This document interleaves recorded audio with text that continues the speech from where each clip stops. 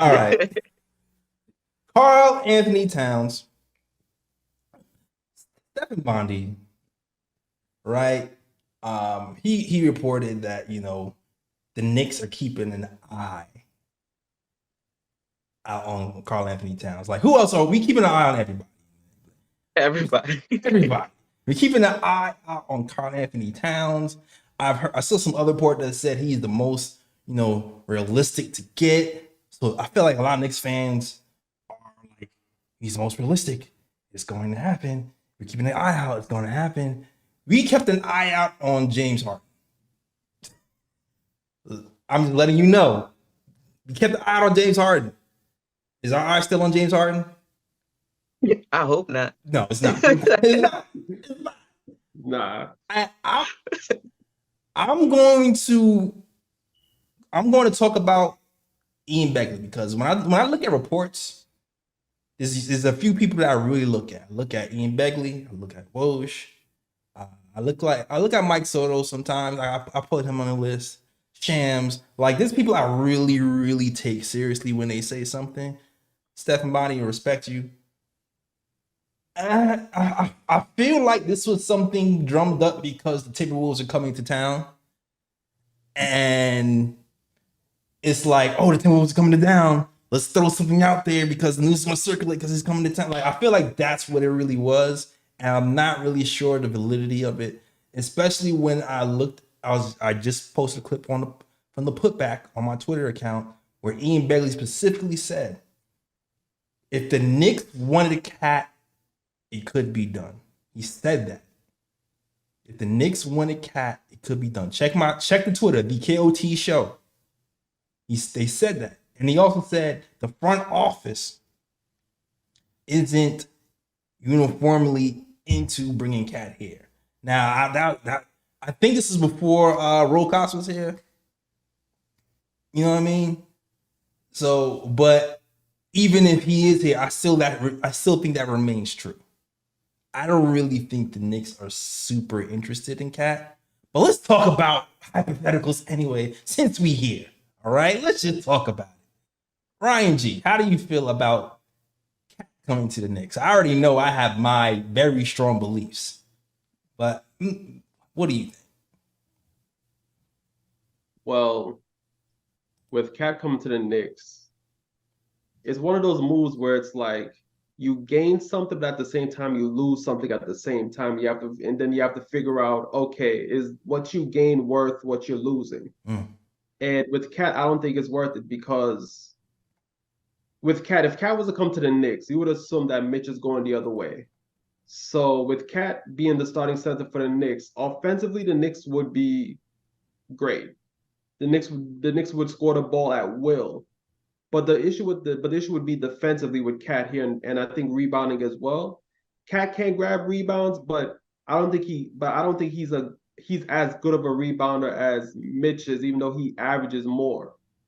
And I think with the Knicks defensively, Mitch does clean up a lot of the Knicks mistakes on the perimeter, where when guards get past, the Knicks defenders on the perimeter, Mitch is there and he kind of like erases a lot of those mistakes and prevents other teams from getting easy baskets. With KAT, defensively is not going to be like that.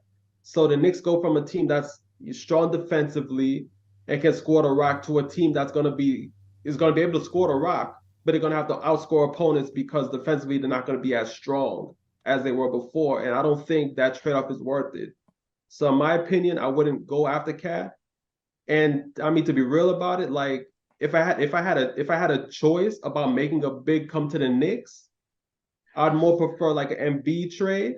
Yeah. And even KP going to Celtics, like I would take back KP over having KAT here as well. So to me, that wouldn't be a positive move for the Knicks, at least not in my opinion. What you got, Ebony? Yeah, you spin facts just now. I agree, Ryan. I definitely do. I'm not with the whole KAT to the Knicks either. I think you lose a lot. You gain on the offensive end, but you lose a lot of other things. And also, like you said, defensively, you see that Minnesota just had to bring in a defensive person to put next to him. You know, they sold the whole everything, their whole farm, or gave all the picks, everything they could to get Rudy Gobert here. So so they can move him back to the 4. So you're gonna have him and Randall 5 and 4? How's that work? I don't see it. So I don't think the Knicks do this. And again, Cat has played with some decent teammates, decent players. So and he hasn't gotten very far that way either. So what is he supposed to do on a? I call him little kitty cat today because that's what Mitch made him look like. That's a You fact. seen when he had to play the 5, what Mitch did to him, right? No, I'm good. I need my center to be a center. In my opinion, Cat is a $50 million third or fourth option. Okay, I like that. He's a $50 million third or fourth option. We already have $30 million third option. So why would we pay more for a third or fourth option? This man cannot bring you to the promised land. The problem with Cat is what Ebony was really saying. It's like, is he a 5? Is he a 4? They brought him to the 4 because he wasn't playing well at the 5. So he's like, you know what? We'll put a guy who blocks shots next to him to, show up his shortcomings. And that didn't work either. If you can't play him at the 5 because he's not a guy who he's a guy who has a dial-up modem brain on defense, where he reacts so slowly. When guys come to the rim, he doesn't really know how to rotate that quickly. And on top of that, he's too slow to guard fours one-on-one because he's too clunky. So, you can't really fit him anywhere seamlessly. It makes it tough for you. And that's what the Timberwolves are dealing with. And let them keep dealing with it. I agree.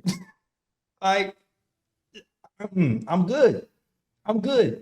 I'd rather have Randall be here. I'd rather have Randall here. I'm sorry. Cost you less. Cheaper option too. Yes. Randall's a cheaper option at the 4. Does Randall give you defensive problems? Yes, he does. He does give you defensive problems. But the thing with Randall is when Randall is locked in, he can actually play defense. For longer stretches of time, he's actually athletic enough to play the 4. Cat is not athletic enough to play the 4, even though that's what he wants to play. So, and did he touch the post? Did he even touch the post today? No, he didn't touch the post today. He was camped out by the 3-point line. I can't. I mean, he has no choice but to camp at the 3-point line because Gobert's in the lineup. They both can't be in the paint at the same time. Exactly. Yeah, that's true. But even so, no, because they did play him at the 5 too, though. So I don't know. Cat is not my cup of tea, and I know everybody also mentions Embiid, but like you said, I think Cat is the more realistic because I don't see Philadelphia wanting to trade Embiid in conference anywhere near them. That might be true. I've heard that before, and that might be true. But then I look at what happened to Ben Simmons and James Harden, and I go, how true is it? They traded Ben Simmons to Brooklyn, but maybe they don't respect Ben Simmons, and that could be why. But I don't know. I think I don't know. I know that a lot of people talk about not having to face, to form somebody you just traded 4 times, right, especially if they're the caliber of Embiid. Definitely. You already know he's gonna come in there motivated, and you got to face this guy, your rival, on your rival team 4 times. That's not something they want to do. That's definitely not something they want to do. You're right about that. Go ahead, Ryan. No, I was just gonna say, but here's the thing: it can happen, but like, even in those trades, like if the Knicks are gonna really trade for Embiid, they're gonna have to give up a king's ransom for that. Because for Philly to trade within the division, the Knicks are Yes, gonna have to give up a whole lot I for agree. Philly to even consider it. I guess, but I definitely agree. that's the other thing, right? Who has the trade chips to even trade for Embiid if he wants to leave? It's like us and what, OKC. You could maybe Clippers. Mm. You can even say the Lakers now, I guess. Did the Lakers have picks? Because that's the thing. Like, I if don't you know want if to they have restart your picks. Now they franchise, would have to do the players. They don't. I don't think they have yet.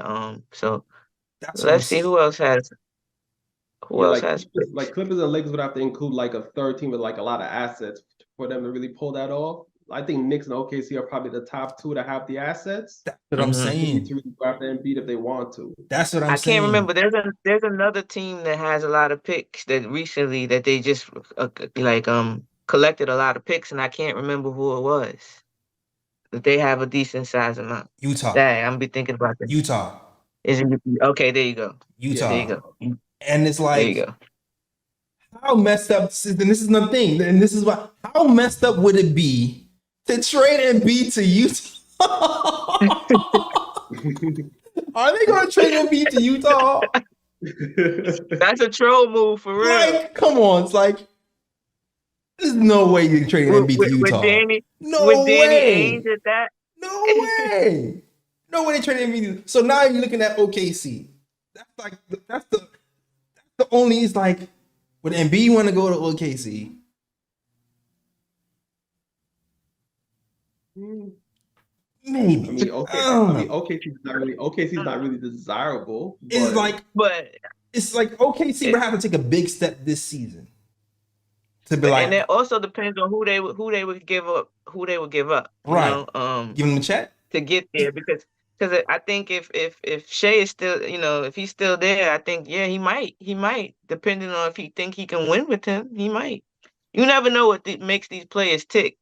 So he already been to a big city. He might want to go to a smaller one. No, he might. I think he might just want to win. So like, when I think of competition and who has the assets, I don't really have a lot of teams in my mind that can really match it. So they can be like, I don't want to trade you to the Knicks, but then if you don't trade him to the Knicks, outside of OKC, you're saying I'm going to take significantly less. What about Sacramento? I'm not sure of their draft situation, but they have a lot of pieces and young pieces too. That you can throw in there also. I'm not really I know about their draft picks. Mm-hmm. I'm not sure if they have it, but they have you got Davion Mitchell over there. You have some people you can throw in that Harrison Barnes, whatever you need, depending on what they want. But yeah, I think the Knicks have a good chance. We can throw the kitchen sink for Embiid, but who we gonna be left with? Right. Yeah, I feel like we keep Brunson. I feel like if we keep That's Brunson, probably the safe person. if you keep Brunson and one young guy, and maybe either RJ or Randall, and then we will re-up with everybody else. That's the way I see it. I don't know. That's we probably gonna be with it's gonna be a Brunson, probably Miles left and Sims, something like that. They gonna take everything we got. Yeah, I think Jason and Chad made a good point as well, because teams can, like, I think we always go to which team has like the most picks to give up and things of that nature, but it is also possible that they can go to a team where it's like, yeah, they might give up maybe one or two picks, but they might give up viable players where they could actually flip in the future to get the assets that they want. And I think Jason made a good point there, because that's basically what the Blazers did with the trade with Dame Lillard. Yes. They didn't get a lot of picks from the Bucks, but they've got back viable pieces that they could flip and get the assets that they need as well. So I think, we look at OKC and the Knicks and we're like, okay, they have a lot of picks. They could possibly trade for Embiid, but I think Ebony made a good point as well. Like teams like maybe the Kings, where they have a lot of like good players on their team, where it's like, okay, we may not have the picks to give you, but we give you players that you can potentially flip But to get those assets that you would want for Embiid. But I think that's what makes the Yeah. Knicks such in a good space too, because we actually have picks, and I feel like you do have players that you can probably flip too. Like let's say like we actually try, because I feel like if Embiid comes, like Mitch is gone, right? Like you can either keep Mitch or you can flip Mitch. Like I feel like Mitch is a guy who's flippable. I feel like IQ could be a guy who's flippable. Like I feel like there's players you can flip on this team. Is what I'm Yeah, but saying. If you want to. I'm cool with them right now. Well, I'm just hypothetically speaking. I'm just throwing scenarios out there. I'm just throwing. It's like it really depends. Like I feel like there's a lot of options. Is all I'm saying. I feel like there's a lot of options. Nah, is what I'm that's saying. one thing I love about I know people about the front office and their patience. I call it patience because Mhm. they haven't done anything that really hurt us bad, you know. So they like not they're not going after everybody to them. You understand? So they be like, Right. oh, the front office is not doing anything.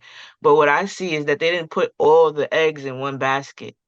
It was not we have so many ways you can move. So even if this team doesn't produce the way you think it should, they can move on from here and make Mhm. other avenues if need be. I don't remember a time where we had this much flexibility when you think about stuff like that.